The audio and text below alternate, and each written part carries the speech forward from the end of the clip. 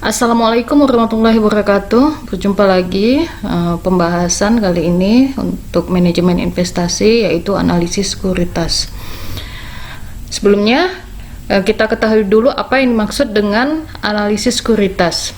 Analisis sekuritas ini adalah proses menilai menganalisa suatu sekuritas yang dikeluarkan oleh perusahaan untuk mengetahui karakteristik suatu sekuritas, apakah sekuritas tersebut stabil atau tidak, karena sekuritas ini memiliki karakteristik mispriced, yaitu sekuritas yang harganya bisa sangat tinggi dan bisa sangat rendah.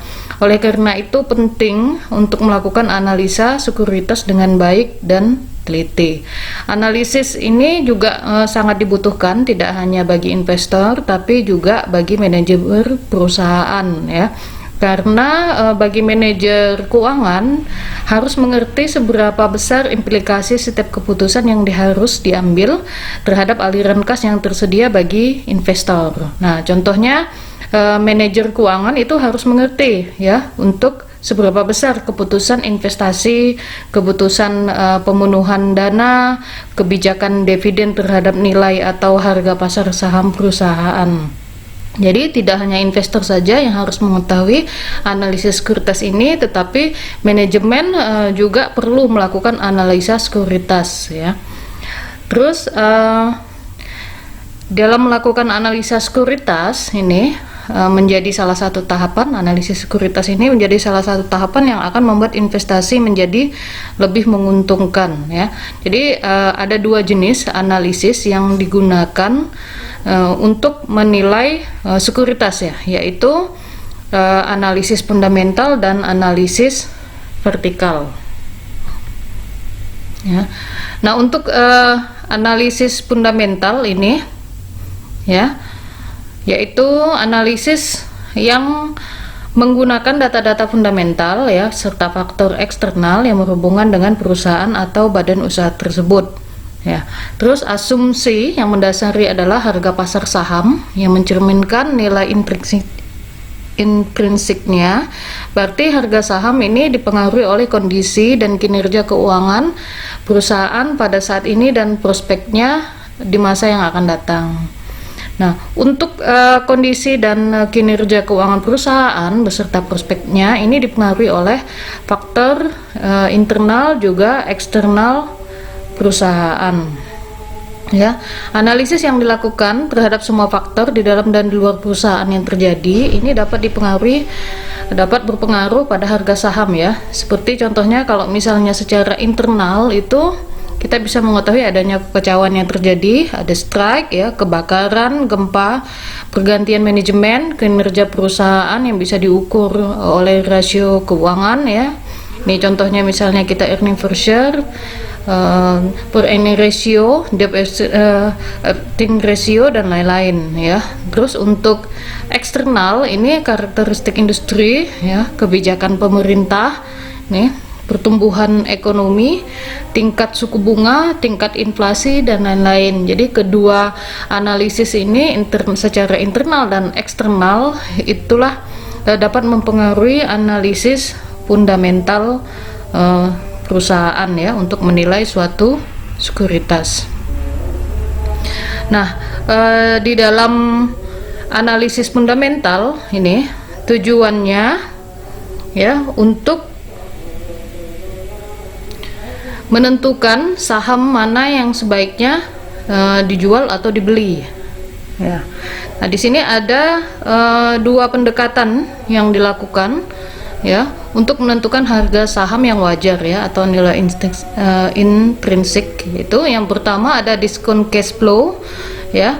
Untuk discount cash flow ini atau biasa disingkat DCF adalah salah satu metode, ya, yang menghitung prospek pertumbuhan suatu instrumen investasi dalam beberapa waktu ke depan. Nah, konsep DCF ini didasarkan pada pemikiran bahwa jika investor menginvestasikan sejumlah dana, maka dana tersebut akan tumbuh sebesar sekian persen atau mungkin sekian kali lipat setelah beberapa waktu tertentu. Disebut discount cash flow atau arus kas yang terdiskon. karena cara menghitungnya adalah dengan mengestimasi arus dana di masa yang akan datang untuk kemudian di-cut dan menghasilkan nilai dana tersebut pada masa kini. Nih untuk diskon cash flow ya.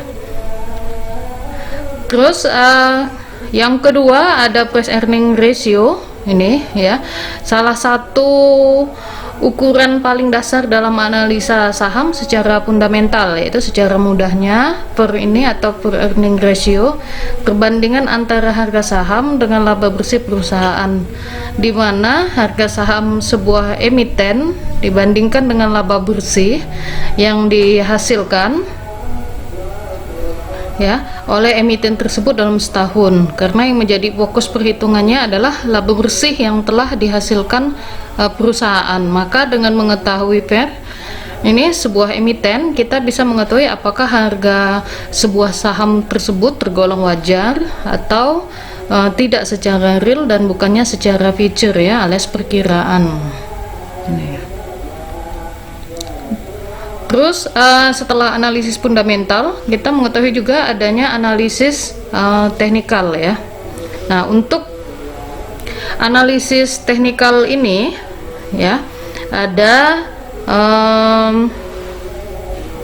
yaitu sebuah metode untuk mengevaluasi efek dengan menganalisa statistik yang dihasilkan oleh aktivitas pasar seperti harga terakhir dan volume ya. Untuk analisis teknikal ini tidak mencoba untuk mengukur nilai intrinsik suatu sekuritas, melainkan menggunakan grafik dan alat ya untuk mengidentifikasi pola yang dapat menyarankan aktivitas masa depan ya. Asumsi yang mendasar ini yang pertama, harga pasar saham ya, yang ditentukan oleh interaksi antara penawaran dan permintaan antara saham yang bersangkutan. Yang kedua itu ada perubahan harga saham cenderung bergerak pada suatu arah tertentu ya. Yang ketiga, pola ini perubahan harga yang terjadi di masa lalu akan berulang pada masa yang akan datang yang ditampilkan melalui grafik. Nah, untuk penaksiran harga saham di masa yang akan datang ini didasarkan pada perilaku harga saham di masa lalu. Jadi para investor bisa melihat histori dari pergerakan saham tersebut ya. Yang kedua ini fokus perhatian analisis teknikal ini waktu, kecenderungan kapan harga saham naik dan kapan harga turun. Jadi bisa melihat kapan kenaikan dari atau penurunan dari harga saham tersebut. Yang ketiga, tujuan adanya analisis teknikal ini untuk menentukan waktu yang tepat ya kapan kita membeli atau menjual saham. Nah, contohnya seperti ini. Di sini ada saham Astra Internasional ya, kodenya ASII yang diwarnai tanda warna merah, nih grafik warna merah. Terus saham Bank Mandiri ya dengan tanda warna kuning, dan saham Indofood ya, INDF dengan warna hijau. Nah, di sini ada transaksi ini harga ya, volume harga dengan tanggal ya, dengan tanggal dari mulai tanggal 1 sampai 31 Desember 2012 ya, tanggal 1 Desember sampai 31. Nah, di sini bisa dilihat historinya ya selama 1 bulan. Nah, untuk pergerakan saham Astra Internasional itu dimulai pada tanggal 1 Januari pada harga 2.500 ini ya, dan terjadi kenaikan dan penurunan ya sampai pada akhir penutupan nih di tanggal 27 Desember ya. Nih, begitu juga dengan saham Indofood ya yang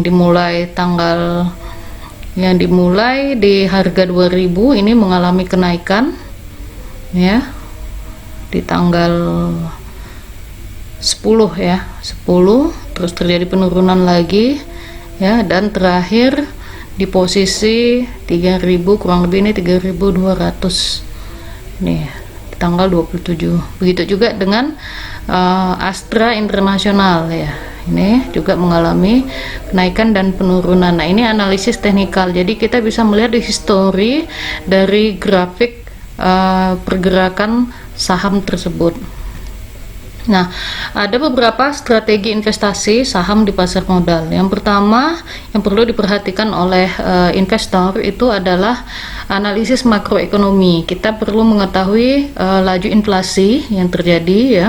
Seperti yang kita ketahui, untuk inflasi di Indonesia itu pasti sudah bisa dibaca pada akhir tahun ya, menjelang akhir tahun karena hari raya dan liburan ya. Pertengahan tahun itu ada libur anak sekolah ya, juga pas momennya pergantian penerimaan murid baru ya, pergantian semester ya, juga hari raya. Ini bisa mempengaruhi inflasi ya. Terus jumlah uang yang beredar ya. Nah, pada waktu-waktu tertentu tadi yang saya sebutkan itu juga mempengaruhi ya. Tingkat suku bunga bank ini bisa juga mempengaruhi harga saham di pasaran ya. Terus laju pertumbuhan ekonomi, apakah pertumbuhan ekonomi meningkat, sedang, atau bahkan mengalami penurunan, itu juga mempengaruhi harga saham yang beredar di pasaran. Yang kedua itu kita perlu mencermati saham pada sektor yang sedang tumbuh ya. Ada beberapa saham yang sedang tumbuh, itu perlu diperhatikan ya. Nah, seperti sekarang ini contohnya saham BRIS ya, yaitu bank BRI Syariah ya, karena ada merger antara BRI Syariah, Mandiri Syariah, dan BNI Syariah. Ini termasuk saham ya yang sedang bertumbuh. Nah, sektornya itu kalau BRIS tadi adalah untuk di sektor perbankan ya. Kita bisa lihat di contoh sektor-sektor lainnya. Terus strategi yang ketiga, ini kita harus peka terhadap perubahan paradigma perekonomian. Nah, sekarang masyarakat ini lagi trennya apa, dan itu mempengaruhi terhadap kenaikan atau penurunan dari harga saham perusahaan tersebut, karena dipengaruhi oleh minat dan daya beli oleh konsumen ya. Oke, sekian dari saya untuk analisis sekuritas. Sampai berjumpa kembali pada video pembelajaran selanjutnya. Assalamualaikum warahmatullahi wabarakatuh.